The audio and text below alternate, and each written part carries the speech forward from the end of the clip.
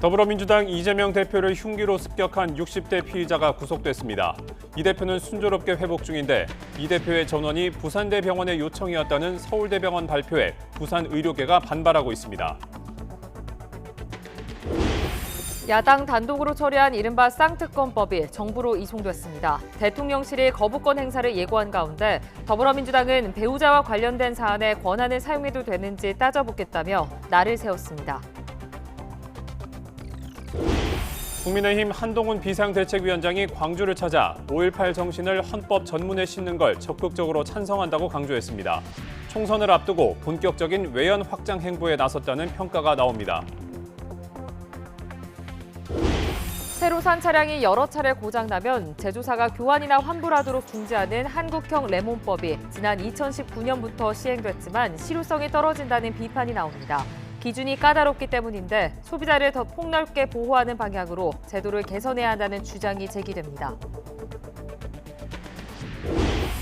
미성년자들에게 유력 인사들을 성접대하게 한 미국의 억만장자 제프리 앱스타인의 재판 관련 기록들이 실명으로 공개되기 시작했습니다. 실제 성범죄와 관련됐는지 여부와 상관없이 미국의 전직 대통령이나 유명 인사들의 이름이 줄줄이 나와 큰 파장이 예상됩니다. 오늘 아침 출근길엔 추위 걱정은 없고 낮 기온도 예년 수준을 웃돌 것으로 보입니다. 다만 중국발 스모그가 유입되면서 초미세먼지가 말썽을 부릴 전망입니다. 여러분 안녕하십니까? 1월 5일 굿모닝 화이팅 2부 시작합니다. 이재명 더불어민주당 대표를 흉기로 습격한 60대 피의자 김모 씨가 구속됐습니다. 경찰은 김 씨가 지난해부터 이 대표를 여러 차례 따라다닌 것으로 보고 정확한 동기를 조사하고 있습니다. 차상은 기자입니다. 이재명 더불어민주당 대표를 살해하려 한 혐의를 받는 김모 씨가 호송차에서 내립니다. 구속 전 피의자 신문에 출석하면서 취재진 질문에 처음으로 입을 열었습니다. 경찰에다가 내 변명문을 8쪽짜리 제출을 했어요. 그걸 참고해 주시면 되겠습니다. 신문을 마치고 나서도 고개를 숙이거나 반성하는 듯한 모습은 보이지 않았습니다. 언제부터 범행 계획이겠습니까? 경찰에 신문한 거 그대로 했습니다. 피의자 김 씨에 대한 신문은 오후 2시에 시작돼 15분 만에 끝났습니다. 구속영장이 발부된 시각은 오후 4시 반쯤. 법원은 신문 시작 2시간 반 만에 신속한 결정을 내렸습니다.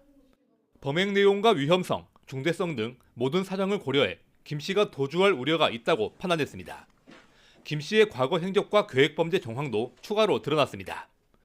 지난해 6월부터 이재명 대표를 6차례 따라다녔다고 진술한 거로 알려졌는데 범행 전날 이 대표 봉하마을 방문 때도 나타난 거로 파악됐습니다. 또 이 대표가 다음 날 방문 예정이었던 양산 평산마을을 먼저 찾은 것도 범행 전 답사로 볼 수 있는 대목입니다. 경찰은 김 씨에게서 현수막 4점도 압수했는데 정치적인 내용이 포함된 것으로 전해졌습니다. 경찰은 범죄심리분석관을 투입해 전반적인 심리 상태를 조사하는 등 추가 수사를 진행한 뒤 조만간 범행 동기가 포함된 수사 결과를 발표할 계획입니다. YTN 차상입니다. 피습당한 이재명 더불어민주당 대표의 수술을 진행한 서울대병원 측은 이 대표가 난이도 높은 수술을 받았지만 순조롭게 회복 중이라고 밝혔습니다. 수술을 담당한 민승기 서울대병원 이식혈관외과 교수는 이 대표가 1.4cm 크기 자상에 손목 정맥이 잘려 있었고 해당 혈관 재건 수술은 난이도가 높아 성공을 장담하기 어려운 상태였다고 설명했습니다. 또 목 부위는 혈관 신경과 기도 등 중요 기관이 몰려 있어서 상처의 크기가 중요한 것이 아니라 얼마나 깊고 어느 부위를 찔렸는지가 중요하다고 강조했습니다. 그러면서 이 대표가 수술 후 순조롭게 회복하고 있지만 칼로 인한 외상의 특성상 추가 손상이나 감염 또는 합병증 등의 경과를 더 지켜봐야 한다고 말했습니다. 민주당은 흉기 피습을 당한 이재명 대표의 건강 상태가 호전되는 중이라며 조기 복귀 의사도 있다고 밝혔습니다. 홍익표 원내대표는 이 대표가 빠른 시간 내에 당무에 복귀하겠다는 의지를 갖고 있다면서 다만 의료진의 판단을 지켜봐야 한다고 말했습니다. 직접 들어보시죠.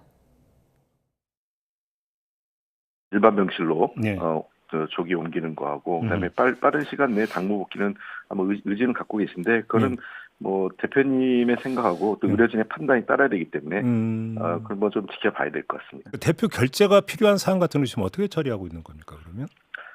지금 중요한 그 당무 같은 경우는 조금 홀드하고 약간 좀 보류하고 있고요. 병원에 계셔도 네. 좀 우리가 그 면회가 좀 자유로워지면 그때 가서 말씀을 드리고 예. 또 대표의 의견을 들어서 결정하면 되기 때문에 그렇게 당무가 오랫동안 정지되거나. 민주당 이재명 대표가 피습 직후 부산대병원에서 서울대병원으로 이송된 배경을 두고 두 병원 사이의 설명이 엇갈리고 있습니다. 부산대병원 측의 요청으로 수술을 맡았다는 서울대병원 측의 발표에 대해 부산대병원뿐 아니라 지역 의료계도 나서서 반발하고 있습니다. 김혜은 기자입니다. 서울대병원은 더불어민주당 이재명 대표 수술 이틀 뒤 치료 경과를 상세히 설명했습니다. 어려운 수술이라는 점을 강조하면서 부산대병원 측의 요청으로 이송이 결정됐다고 설명했습니다. 그 수술의 성공은 장담하기 어려운 상태이고요. 따라서 경험 많은 혈관외과 의사의 수술이 꼭 필요한 상황이었습니다. 그래서 우리는 부산대병원의 전원 요청을 받아들였고, 이 같은 발표에 부산대병원 측은 즉각 반발했습니다. 부산대병원 측은 인력과 시설이 충분한데도 이 대표 측의 요청에 따라 이송하게 됐다고 밝힌 걸로 전해졌습니다. 이송 경위를 둘러싸고 두 병원 간의 진실 공방으로 번지는 모습입니다. 이송에 헬기가 동원된 것을 두고 의료계 일각에서 특혜가 아니냐는 비판도 나왔습니다. 대한전공의협의회 전 회장인 여한솔 속초의료원 응급의학과 과장은 SNS를 통해 일반인이라면 헬기를 태워줬겠느냐는 비판을 제기했습니다. 부산시 의사회도 성명을 통해 이 대표의 상태가 위중했다면 지역 상급 종합병원인 부산대병원에서 수술받아야 했고, 그렇지 않았다면 헬기가 아닌 일반 운송편으로 전원했어야 마땅하다고 비판했습니다. 가족이 원한다고 해서 수도권의 상급 의료기관으로 이렇게 하는 거는 마치 서울에 있는 사람들이 부산에 와서 크게 다치면 모두 서울로 다 이송해야 되는 그런 결과를 낳는 거하고 똑같은 거죠. 민주당은 헬기 이송 과정에 대해 가족과 의료진 그리고 병원 간 협의를 거쳐 필요하다고 판단해 진행된 것이라며 특혜 의혹은 가짜뉴스라고 일축했습니다. YTN 김혜은입니다. 야당 단독으로 국회 본회의를 통과시킨 김건희 여사 특검법 등 이른바 쌍특검 법안이 어제 정부로 이송됐습니다.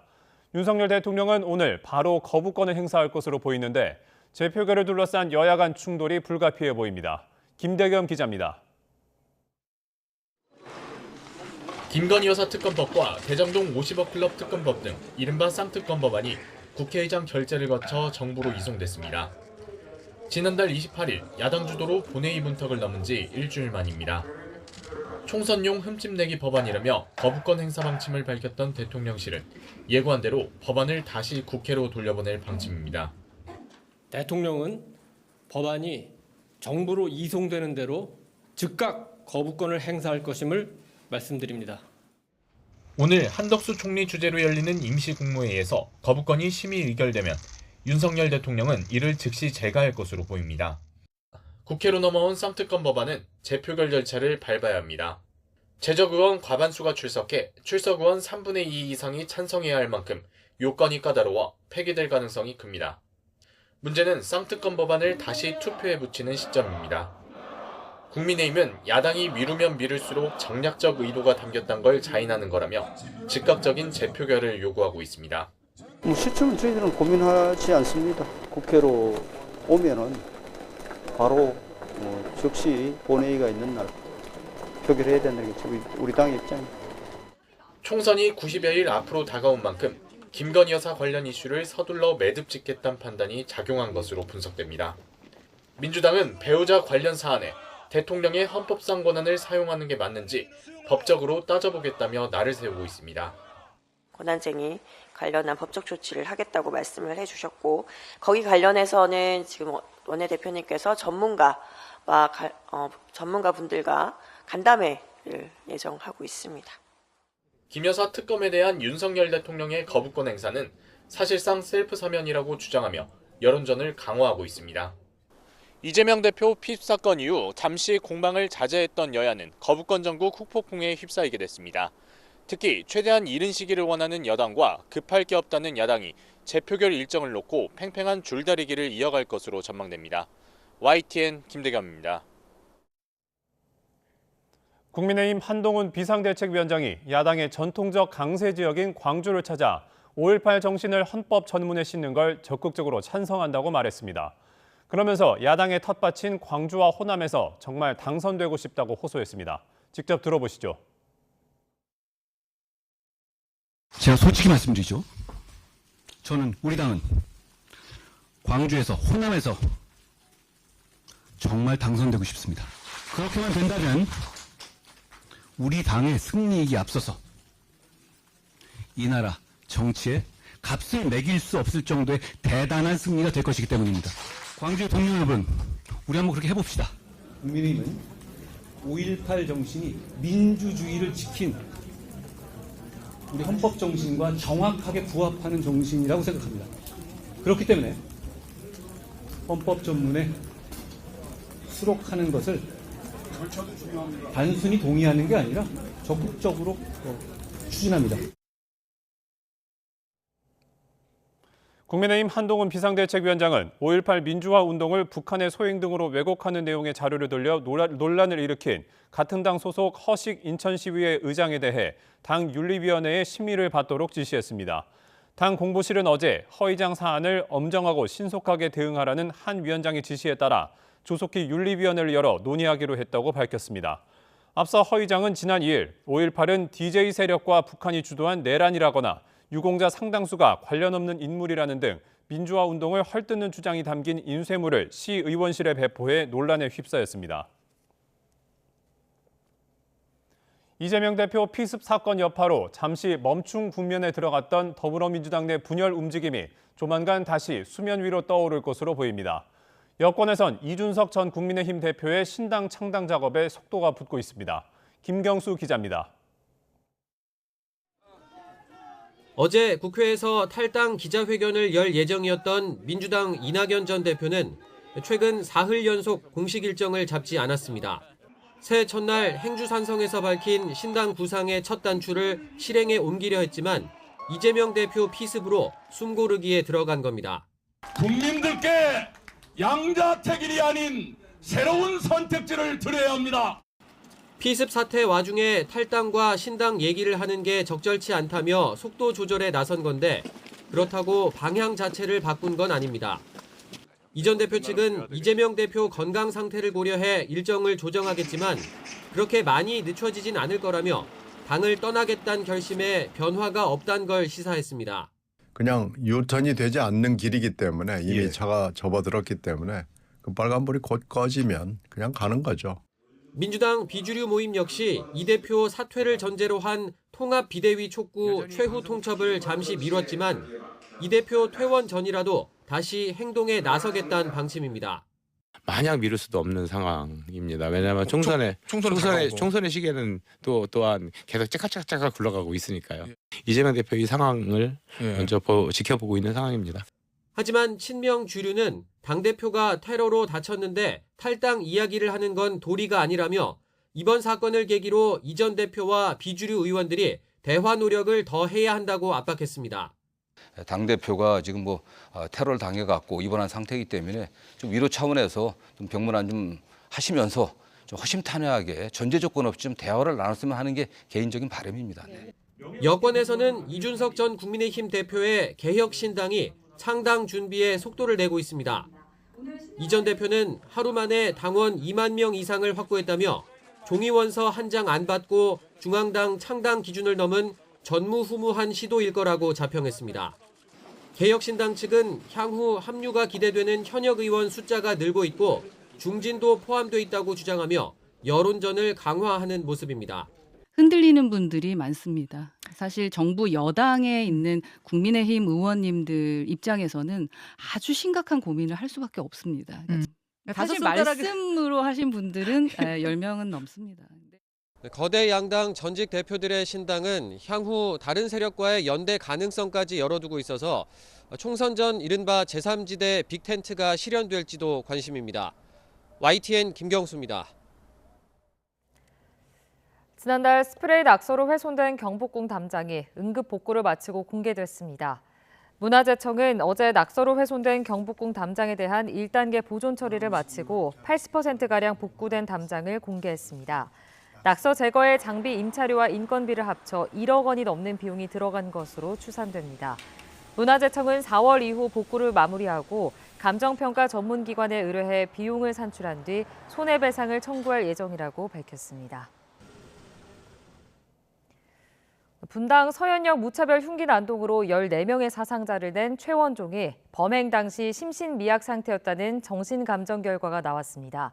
이에 대해 검찰은 최원종이 범행 전 심신미약 감경을 검색하는 등 인정하기 어려운 정황이 많다며 참고사항일 뿐이라는 입장을 밝혔습니다. 유서연 기자입니다. 지난해 8월 인도로 차를 몰아 돌진한 뒤 행인에게 무차별적으로 흉기를 휘둘러 14명의 사상자를 낸 최원종. 4명의 사선 변호인단을 선임한 최원종은 범행 당시 심신미약 상태였다는 점을 꾸준히 주장하고 있습니다. 2020년 조현성 성격장애를 진단받기도 했다며 지난 재판에서 정신감정을 요청했는데 국립법무병원은 지난달 최원종이 범행 당시 조현병을 앓았다는 전제하에 심신미약이라는 소견을 전달했습니다. 또 망상에 의한 행동이 뚜렷하고 재범 위험성이 높아 치료 감호가 필요하다면서도 반사회적 성격 장애에는 해당하지 않는다고 판단했습니다.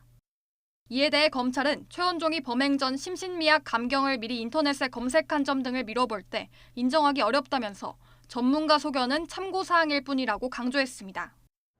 이번 재판에서 처음으로 언론의 모습을 드러낸 최원종 부모 측은 감경을 위한 게 아니고 피해자들에게 사과 노력도 했다고 주장했습니다. 우리가 솔직히 말해서 감형을 위한 노력을 한다는 것 자체가 무의미하잖아요, 지금. 우리가 노력한다고 되는 게 아니에요, 감형을 위한 노력이 되니 연락하지 마시라는 통보를 다 받았어요. 유족들은 장례식장 한 번 찾지 않은 최원종 측이 심신미약 감정 결과가 나온 재판에는 출석해 사과를 거론한다며 분노했습니다. 재판이 시작돼서 판결이 나오는 시점에서 이제 와서 사과한다는 것은 어불상식이고요. 그러면서 최원종 범행으로 평범했던 일상이 한순간에 무너졌다며 사회에 경종을 울리는 판결을 내려달라고 호소했습니다. 진짜 피해자들 너무 힘듭니다. 판결로 전환점이 좀 되면은 그나마 제 아내나 혜빈이나 그런 희생이 보람이 있지 않겠느냐. 유족들은 최원종에게 법정 최고형을 내려달라는 1,300여 명의 탄원서를 모아 제출했습니다.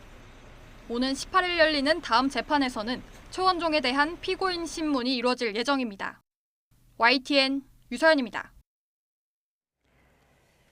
12년 동안 해결되지 않았던 살해 사건 범인이 DNA 재감정으로 검거됐습니다. 울산경찰청은 살인 혐의로 50대 A씨를 검거해 구속했습니다. A씨는 지난 2012년 1월 울산 남구에 있는 다방에서 손님으로 들어가 여주인과 대화를 하다가 폭행하고 목을 졸라 살해한 혐의를 받습니다. 경찰은 범인을 찾지 못했고 사건은 장기 미제로 남았는데 유전자 분석 기술이 발전하면서 12년 만에 피의자를 붙잡았습니다. DNA를 조회해보니 범인은 다른 다방에서 여주인을 폭행하고 징역을 살았던 A씨로 경찰은 경남 양산에 살던 A씨를 검거했다고 설명했습니다. 미성년자들에게 유력 인사들 성접대를 시킨 미국의 억만장자 제프리 앱스타인의 재판 관련 기록들이 실명으로 공개되기 시작했습니다. 실제 성범죄와 관련됐는지에 상관없이 그동안 소문으로 떠돌던 미국의 전직 대통령이나 유명 인사들의 이름이 줄줄이 나와 큰 파장이 예상됩니다. 류재용 기자의 보도입니다. 앱스타인은 미국 각계 유력 인사들과 폭넓은 교류를 하면서 버진 아일랜드의 별장과 뉴욕 자택에서 미성년자들에게 성접대를 하도록 한 혐의로 수감됐다 스스로 목숨을 끊었습니다. 이에 피해 여성은 앱스타인의 성착취를 도운 여자친구를 상대로 소송을 제기했습니다. 지난달 법원은 그동안 익명 처리했던 인사들의 실명을 공개하라고 명령했고 이에 따라 이번에 40건의 문건이 공개됐습니다. 실명 공개된 문건에서 피해 여성은 자신이 억만장자 사업과 톰 프리츠커, 헤지펀드 거물 글렌 더빈, 조지 미첼 전 상원 의원, 빌 리처드슨 전 주지사 등과 성관계를 맺었다고 진술했습니다. 다른 피해 여성은 앱스타인에게서 빌 클린턴 전 대통령이 어린 소녀들을 좋아한다는 말을 들었다고 증언했습니다. 또 앱스타인이 여자친구 맥스웰에게 보낸 이메일에서는 클린턴과 함께 영국의 우주물리학자 스티븐 호킹스도 언급됐습니다. 앱스타인의 전용기를 물었던 조종사는 클린턴과 도널드 트럼프 전 대통령 등 많은 유명 인사들을 비행기에 태운 적이 있다고 증언했습니다. And they talked about mostly what had been reported on or rumored about people like Bill Clinton. These women were asked if they had ever been on a helicopter with Bill Clinton. They denied that. 또 이미 피해자에게 거액의 합의금을 지급한 영국의 앤드류 왕자도 실명으로 관련 내용이 공개됐습니다. 이와 함께 유명 마술사 데이비드 코퍼필드, 가수 마이클 잭슨 등도 거명됐습니다. 실명 공개된 인사들이 실제 미성년 성범죄에 연루됐는지는 아직 알 수 없습니다. 영국 가디언지는 문건 속 많은 남성들이 성적 비행으로 기소되지 않았지만 앱스타인과 가까웠다는 것만으로도 평판을 잃는 블랙홀이 될 수 있다고 진단했습니다. YTN 유재용입니다. 일본 하네다 공항에서 일어난 항공기 충돌 사고는 해상보안청 항공기가 관제사의 지시를 어기고 활주로에 진입하면서 일어난 것으로 드러났습니다. 활주로 진입 허가를 받지 않았는데 기장이 받은 것으로 착각했을 거라는 가능성이 나오고 있습니다. 황보영 기자가 보도합니다. 지난 2일 오후 5시 47분 일본 하네다 공항 C 활주로로 착륙하는 일본항공 여객기에 갑자기 불이 붙었습니다. 활주로에 멈춰서 있던 해상보안청 항공기를 추돌하면서 벌어진 일입니다. 왼쪽 날개에 불이 붙은 것을 안에서 본 승객들은 공포와 불안에 술렁입니다. 연기까지 올라오기 시작하자 여기저기서 비명이 터져 나옵니다.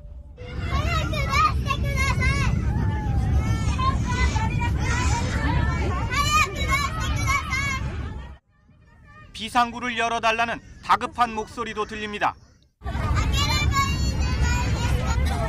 사고 원인은 해상보안청 항공기가 진입하지 말아야 할 활주로에 미리 들어가 있었기 때문인 것으로 파악됐습니다.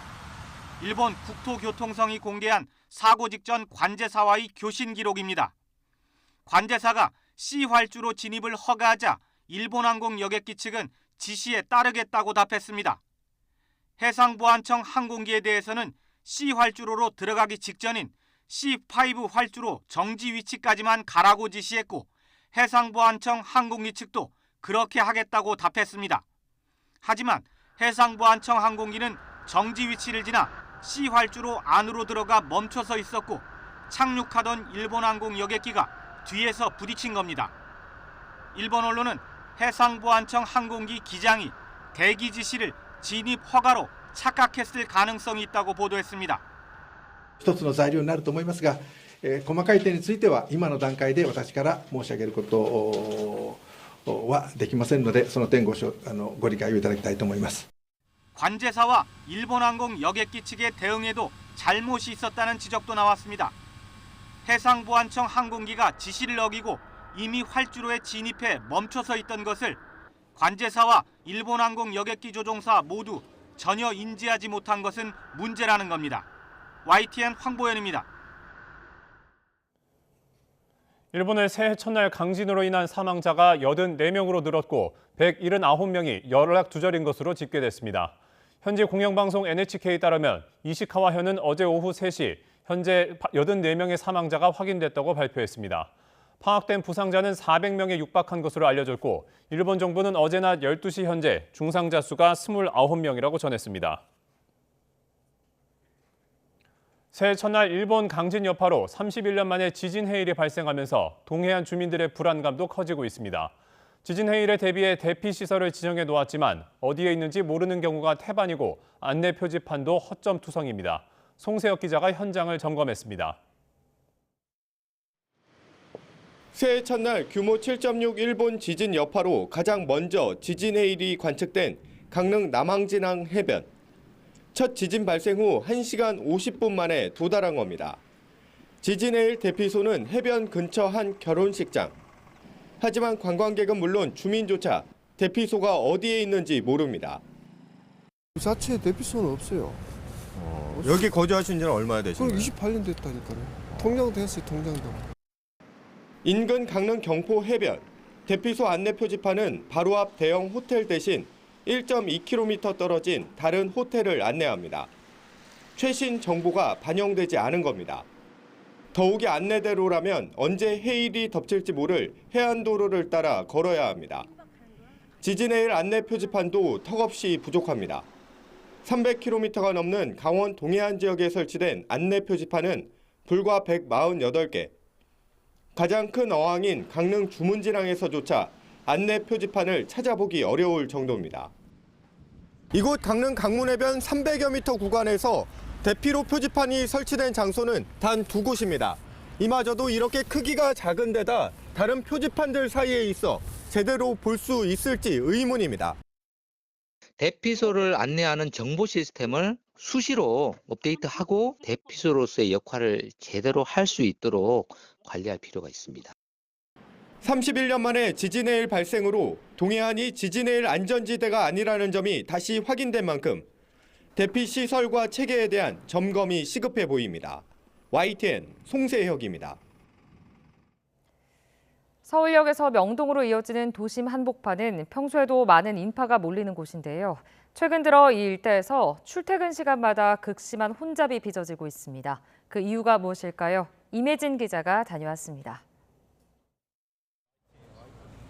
서울역에서 명동까지 이어지는 도로가 차량으로 꽉 막혔습니다.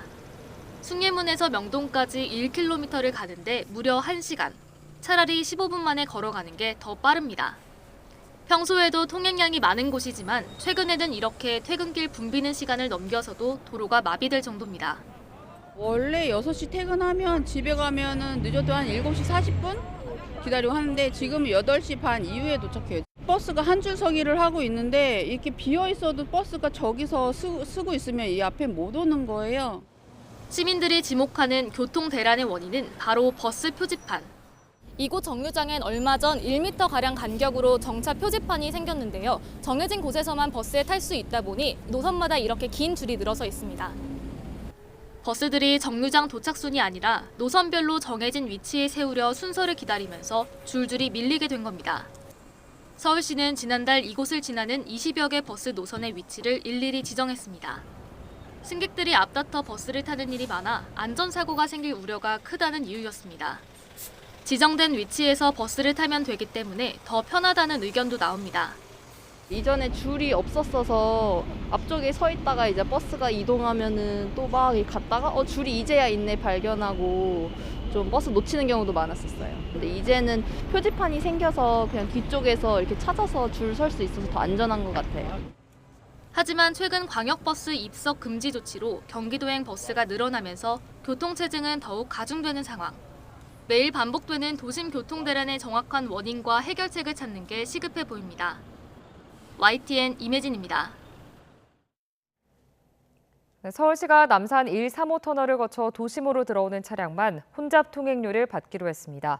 오는 15일부터 강남 방향은 통행료를 내지 않아도 됩니다. 최기성 기자입니다. 남산 1, 3호 터널은 1996년부터 오가는 차량이 혼잡 통행료 2,000원을 받고 있습니다. 평일 오전 7시부터 밤 9시까지 터널을 통과하는 10인 이하 차량 가운데 2명 이하가 탑승했다면 돈을 내야 하는 건데 서울시가 28년 만에 징수 방침을 바꾸기로 했습니다. 시는 지난해 2달 동안 혼잡 통행료 징수를 멈추는 실험을 한 결과를 바탕으로 결정했다고 밝혔습니다. 강남 방향을 면제했을 땐 큰 혼잡이 없었지만 도심 방향까지 모두 면제했더니 주요 도로 통행 속도가 최대 13%까지 떨어진 겁니다. 또한 지난해 혼잡 통행료를 실제로 2달간 면제해보는 정책 실험도 시행을 하게 됐습니다. 그러한 결과를 토대로 여러 가지 전문가 자문회의 등을 거쳐 이번 조치를 시행하게 되었습니다. 오는 15일부터 남산 135 터널을 통해 외곽으로 나가는 차량은 혼잡 통행료를 내지 않아도 되고 도심 진입 차량은 지금처럼 2,000원을 내야 합니다. 중구와 종로구 등 인근 거주자 대상 통행료 면제 요구에 대해선 연말까지 결론을 낸다는 계획입니다. 서울시는 이번 조치 시행 이후 주변 도로 상황을 살펴본 뒤 필요하면 실시간 교통정보 제공 강화 등을 추진할 방침입니다. YTN 최기성입니다.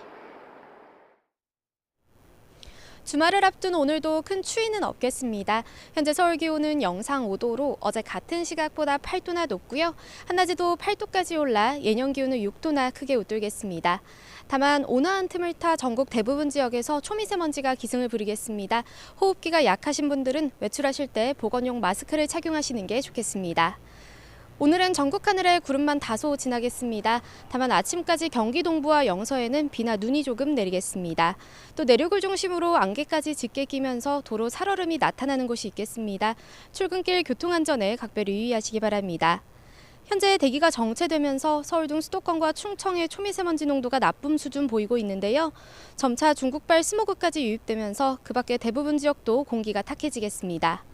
오늘 아침은 대부분 영상권으로 출발하고 있습니다. 현재 서울 기온은 5도, 대전 4도, 광주 1.8도를 나타내고 있습니다. 한낮에는 서울 8도, 대전 10도, 부산 13도까지 올라 어제보다 또 예년보다 높아 온화하겠습니다. 하지만 절기 소환이자 주말인 내일부터는 다시 영하권 추위가 이어지겠고 내일 밤 사이에는 중서부 지방에 눈이 내리겠습니다. 다음 주 월요일에는 영하 10도 안팎의 강추위가 찾아올 전망입니다. 오늘 낮까지 동해안을 중심으로는 초속 20m 안팎의 강한 바람이 불겠습니다. 시설물 관리와 안전사고에 각별히 유의하시기 바랍니다. 지금까지 YTN 원희다입니다.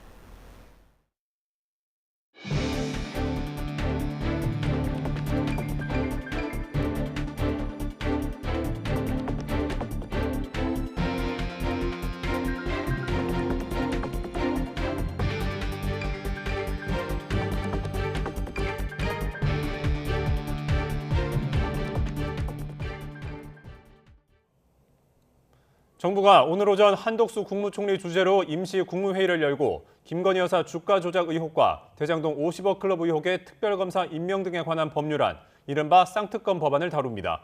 쌍특검법은 지난달 28일 국민의힘이 퇴장한 가운데 야당의 만장일치로 국회 본회의를 통과했으며 대통령실은 이를 총선용 악법으로 규정하고 윤석열 대통령이 즉시 거부권을 행사할 거라고 예고했습니다. 이에 따라 정부는 오늘 국무회의에서 대통령 고유 권한인 제2요구권을 심의 의결하고 이어 윤 대통령이 이를 제거할 것으로 관측됩니다. 쌍특검 법안이 국회에서 어제 정부로 이송된 가운데 야당은 대통령 거부권 반대 여론전에 본격 착수합니다. 더불어민주당과 정의당, 기본소득당과 진보당 등 야4당은 오늘 국회에서 김건희 여사 대장동 50억 클럽 의혹 특검 법안 수용 촉구 대회를 개최합니다. 이어 민주당 싱크탱크인 민주연구원은 긴급 토론회를 열어 전문가와 함께 대통령의 쌍특검 법안 거부권 행사에 어떤 법적 절차적 문제가 있는지 따져볼 예정입니다. 이재명 민주당 대표를 습격한 피의자가 구속됐습니다. 부산지방법원은 살인미수 혐의로 청구된 60대 피의자 김모 씨의 구속영장을 발부했다고 밝혔습니다. 법원은 범행 내용과 위험성, 중대성 등 모든 사정을 고려해 피의자가 도주할 우려가 있다고 구속영장 발부 이유를 설명했습니다. 더불어민주당은 이재명 대표 피습 사건과 관련해 일부 유튜브 채널이 허위 사실을 유포하고 있다고 주장하며 해당 영상에 대한 심의를 방송통신심의위원회에 신청했습니다. 민주당 국민소통위원회는 어제 방심위에 가로세로 연구소, 종이의 TV 등 채널 6개의 영상 8개에 대한 심의를 신청했다고 밝혔습니다. 민주당 이재명 대표가 부산에서 흉기 습격을 받은 뒤 부산대병원에서 서울대병원으로 전원한 것을 두고 부산 지역 의료계가 반발하고 나섰습니다. 부산시 의사회는 성명을 통해 지역 의료계를 무시하고 의료 전달 체계를 짓밟은 민주당의 표리부동한 작태를 강력히 규탄한다며 지역 시민과 의료인들에게 즉각 사과하라고 요구했습니다. 2021년 더불어민주당 전당대회 돈봉투 의혹의 정점인 송영길 전 대표가 구속 상태로 재판에 넘겨졌습니다. 네, 검찰은 송 전 대표가 조직적 금권 선거의 최종 책임자임을 확인했다며 총선 일정과 관계없이 수수 의원 수사에도 최선을 다하겠다고 밝혔습니다. 홍민기 기자의 보도입니다. 검찰이 돈봉투 의혹의 정점인 송영길 전 민주당 대표를 구속 기소했습니다. 지난해 4월 이성만 윤관석 의원 압수수색으로 돈봉투 수사를 본격화한 지 9달 만입니다. 송 전 대표는 당시 전당대회를 앞두고 사업가 등에게 불법 정치자금을 받아 모두 6,650만 원을 당내에 뿌린 혐의를 받습니다. 당시 살포된 9,400만 원 가운데 의원들에게 전달됐다는 돈 봉투 20개, 6천만 원도 여기에 포함됐습니다. 또 외곽 후원 조직인 평화와 먹고 사는 문제 연구소를 통해 불법 정치자금 7억 6,300만 원을 받고 이 가운데 4천만 원은 사업가에게 로비 대가로 챙긴 혐의도 있습니다. 검찰은 송 전 대표가 전당대회 1년 전 당대표 출마를 결심하고 먹사연을 사실상 개인 후원 조직으로 삼기로 계획했다고 판단했습니다. 측근들을 조직 핵심에 앉힌 뒤 함께 기업인들을 만나 후원금 유치를 유도하고 기업 민원을 선거 공약으로 내세우는 등 송 전 대표가 7억여 원 수수에 적극적으로 관여했다는 겁니다. 아울러 전당대회 경선 캠프에 유입된 불법 자금을 모두 보고받고 돈봉투 살포를 최종 승인했다며 조직적으로 대규모 금권 선거를 벌였다고 강조했습니다. 반면 변호인을 통해 입장문을 낸 송 전 대표는 검찰권을 남용한 정권의 보복 수사라며 법원에서 무죄를 끌어내겠다고 반발했습니다. 송 전 대표는 지난달 구속된 뒤에도 검찰 조사에 응하지 않거나 진술 거부권을 행사했는데 검찰은 추가 조사의 실효성이 적다고 보고 결국 강제 구인 없이 송 전 대표를 재판에 넘겼습니다. 이런 가운데 검찰은 돈봉투를 받은 것으로 의심되는 현역 의원 소환 조사에도 더욱 박차를 가할 계획입니다. 지난달 민주당 허종식 의원을 불러 조사한 데 이어 무소속 이성만 의원도 비공개 소환에 11시간 가까이 조사했고 한 차례 압수수색한 민주당 임종성 의원과도 출석 일정을 조율하는 것으로 알려졌습니다.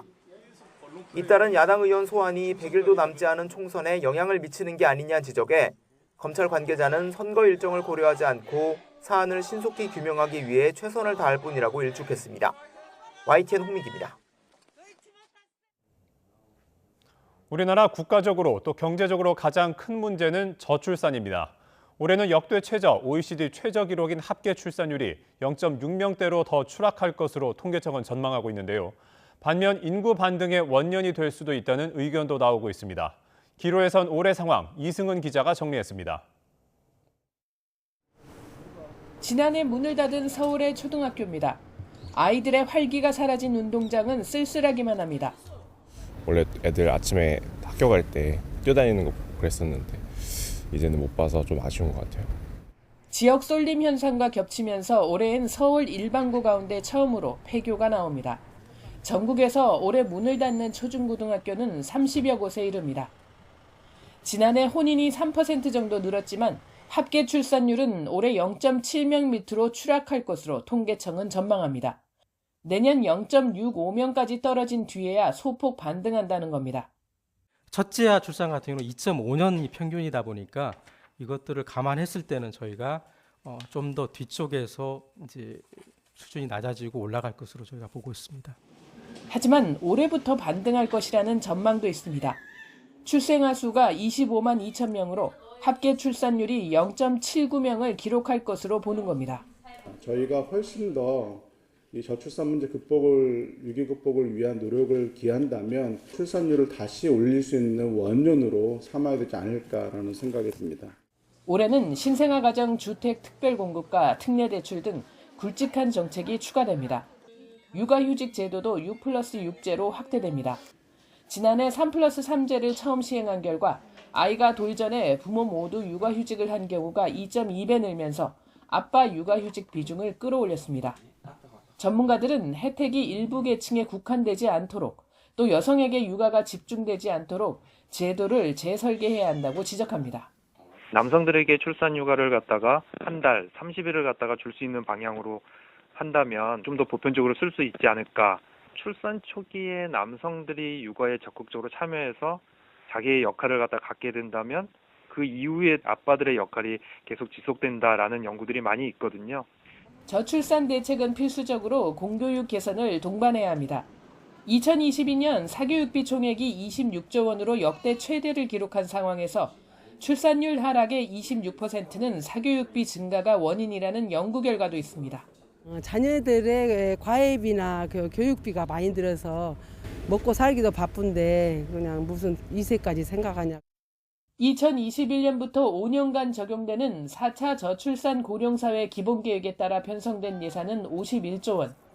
이 가운데 실질적인 저출산 대응 예산은 20조 원에 불과합니다. 재원 마련 방안이 포함된 실질적인 처방이 나와야 한다는 목소리가 많습니다. YTN 이승은입니다. 유동성 위기에 내몰린 태영건설이 워크아웃을 신청한 가운데 롯데건설에서도 프로젝트 파이낸싱 우발채무로 인한 유동성 리스크가 나타날 수 있다는 분석이 나왔습니다. 하나증권 김승준 연구원은 보고서에서 올해 1분기까지 만기가 도래하는 롯데건설의 미착공 PF 규모가 3조 2천억 원이라며 이같이 지적했습니다. 이 같은 분석에 대해 롯데건설 측은 금융권 차환과 신규 대출이 안 되는 극단적 상황을 가정한 분석이라며 같은 전제라면 살아남을 건설사가 있겠느냐고 반문했습니다. 네, 새로 산 차량이 여러 차례 고장나면 제조사가 교환이나 환불하도록 중재하는 한국형 레몬법이 지난 2019년부터 시행됐는데요. 하지만 기준이 까다로운 탓에 실제로 적용받는 사례는 많지 않아서 실효성이 떨어진다는 비판이 나오고 있습니다. 김태원 기자입니다. 지난해 6월 국산 완성차 업체 대리점에서 3,600만 원짜리 신형 SUV를 구매한 신명수 씨. 그런데 인수한 차량을 몰고 집으로 가는 당일부터 식은땀을 흘려야 했습니다. 새 차의 엔진에 문제가 있다는 경고등이 뜨고 이상 현상이 이어졌기 때문입니다. 운전하면서 가고 있는데 갑자기 계기판에 노란 색깔 엔진 경고등이 뜬 거죠. 엔진에서 끼익 하는 이제 쇠 갈리는 소리가 매번 시동 킬 때마다 들리는 거예요. 점검 결과 엔진 속 베어링은 깨져 있었고 후방 카메라와 핸들축도 틀어져 부품을 교체하거나 수리를 받아야 했습니다. 심 씨는 다른 하자가 있을지 모른다는 불안한 마음에 아예 차량을 교체해달라고 제조사에 요청했지만 안 된다는 답변만 돌아왔습니다. 하자가 있다는 건 인정하면서도 신차를 교환하거나 환불해주는 한국형 레몬법 기준을 볼 때 적용이 어렵다는 게 이유였습니다.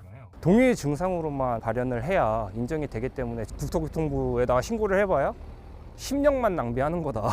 네, 그렇게 얘기하더라고요. 자동차가 뽑기 운이라고 하지만 내가 동네 문방구에서 100원짜리 뽑기로 차 뽑은 거 아니지 않냐.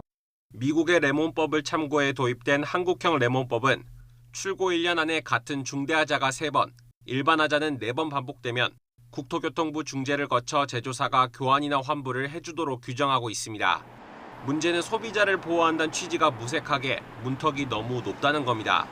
실제 법이 도입된 지난 2019년부터 지난해 상반기까지 차량 하자를 이유로 국토교통부에 접수된 중재 신청은 모두 2,100여 건에 달합니다. 이 가운데 기준에 맞아 교환이나 환불을 받은 건 15건에 그쳤고 업체와 합의로 해결된 670여 건을 포함해도 전체의 30% 수준에 불과했습니다. 나머지는 불안감을 안고 문제 있는 신차를 고쳤을 수밖에 없는 겁니다. 몇만 원짜리 옷만 사더라도 이런 문제 생기면 바로 물건을 교환해 주잖아요. 3번이나 4번이라는 것 자체는 사람 소비자 입장에서는 이런 사건이 생기면 죽다 살아나는 것을 서너 번 반복해야 된다는 문제입니다. 이에 대해 국토교통부 관계자는 중재는 법적 강제 절차인 만큼 판단 기준도 엄격할 수밖에 없고 제도 도입 당시 미국 여러 주의 기준을 두루 고려해 결정했다고 설명했습니다. 하지만 전문가들은 자동차의 안전성이 생명과 직결된 문제인 만큼 소비자를 더 폭넓게 보호하는 방향으로 제도를 개선할 필요가 있다고 지적합니다. YTN 김태원입니다. 경찰이 유명인과 금융사를 사칭한 100억 원대 주식 투자 사기에 대한 수사에 착수했습니다. 경기 북부경찰청 사이버범죄수사대는 어제 전국 경찰서에 접수된 사건을 이첩받아 수사에 착수했다고 밝혔습니다. 지난해 9월쯤부터 지난달까지 SNS상에서 유명인과 금융회사 등을 사칭하며 피해자들을 끌어모으고 투자금을 가로채는 사기 사건이 잇따라 발생했습니다. 네, 어젯밤 9시쯤 충북 충주시 중부 내륙 고속도로 두정터널 입구에서 창원 방면으로 달리던 승용차에서 불이 났습니다. 불은 30분쯤 뒤 꺼졌고 운전자를 포함한 탑승자 2명이 스스로 대피해 다친 사람은 없었습니다. 소방은 엔진룸에서 불이 시작된 것으로 보고 정확한 화재 원인을 조사하고 있습니다.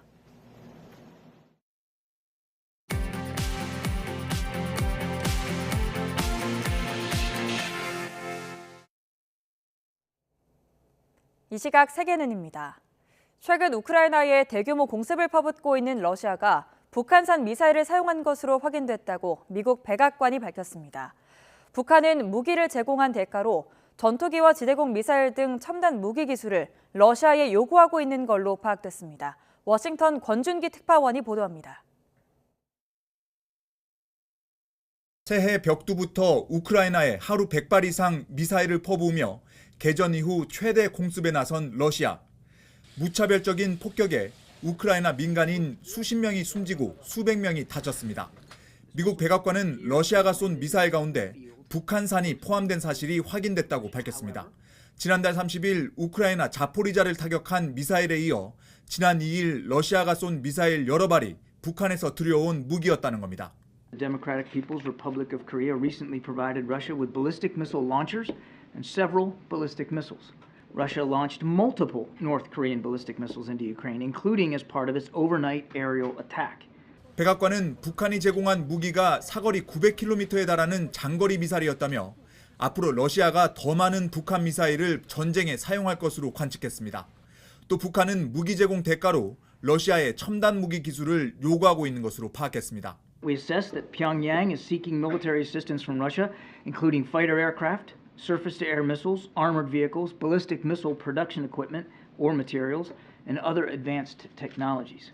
백악관은 북한이 유엔 안보리 결의를 또 위반했다며 동맹국과 함께 대응에 나서겠다고 밝혔습니다.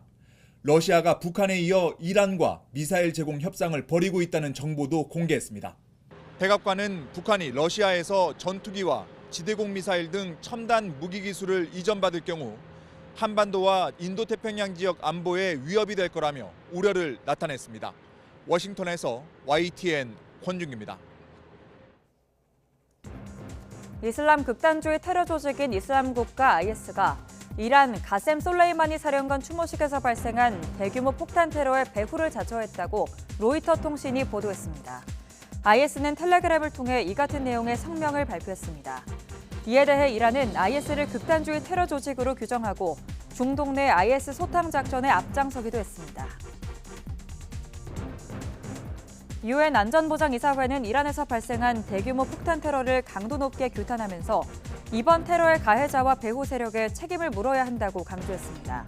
안보리는 성명에서 안보리 이사국들은 지난 3일 이란 케르만시에서 발생한 비겁한 테러 공격을 가장 강력한 용어로 규탄했다고 밝혔습니다. 현지 시간 4일 소말리아 근해에서 라이베리아 벌크선에 무장 괴한 일당이 무력을 동원해 승선했다고 로이터 통신이 보도했습니다. 영국의 해상 보안업체 암브레이는 소말리아 동쪽 해상에서 바레인의 할리파 빈살만항으로 이동하고 있던 라이베리아 선적 벌크선에 무장 괴한이 올라탔다고 밝혔습니다. 이스라엘군이 가자지구 남부의 최대 도시인 칸 유니스에서 하마스 통제력에 상당한 타격을 가했다고 현지 시간 4일 밝혔습니다. 이스라엘군은 가자지구 남부에서 작전 중인 키리아티 기갑여단과 55 공수여단 소속 예비군들이 칸 유니스 북부와 동부 하마스 부대의 지휘 통제 시스템을 크게 훼손했다고 주장했습니다. 현지 시간 4일 오전 미국 중부 아이오와주의 한 고등학교에서 총격 사건이 발생해 다수의 피해자가 나왔습니다. 현지 매체에 따르면 오전 7시 반쯤 아이오와주 페리시에 있는 페리 고등학교에서 총격 사건이 발생해 최소 1명이 숨지고 2명이 다쳤습니다. 지금까지 이 시각 세계는 이었습니다.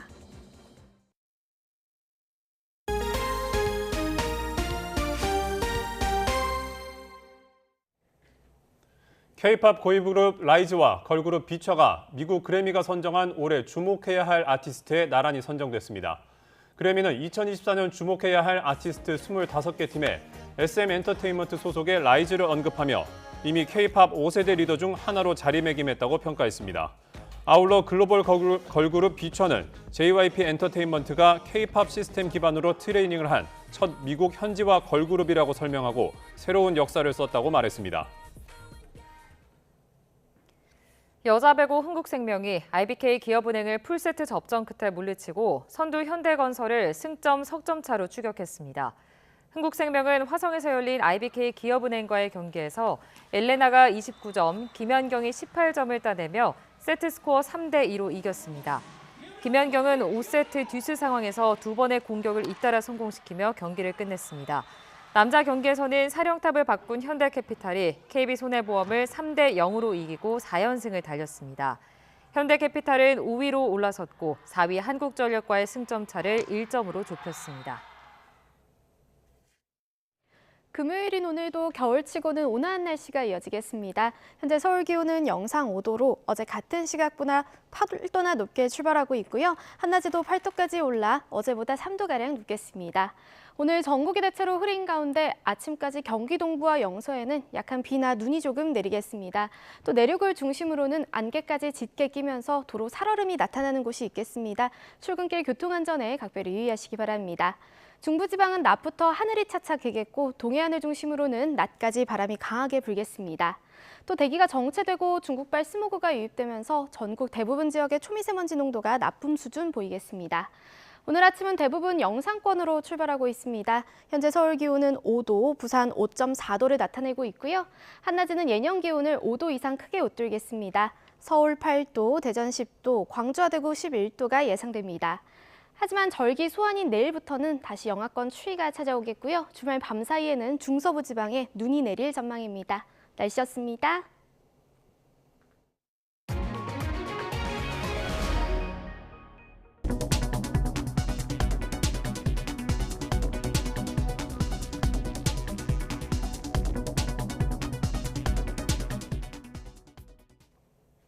굿모닝 YTN 2부 마칩니다. 잠시 후 6시 50분 3부에서 뵙겠습니다.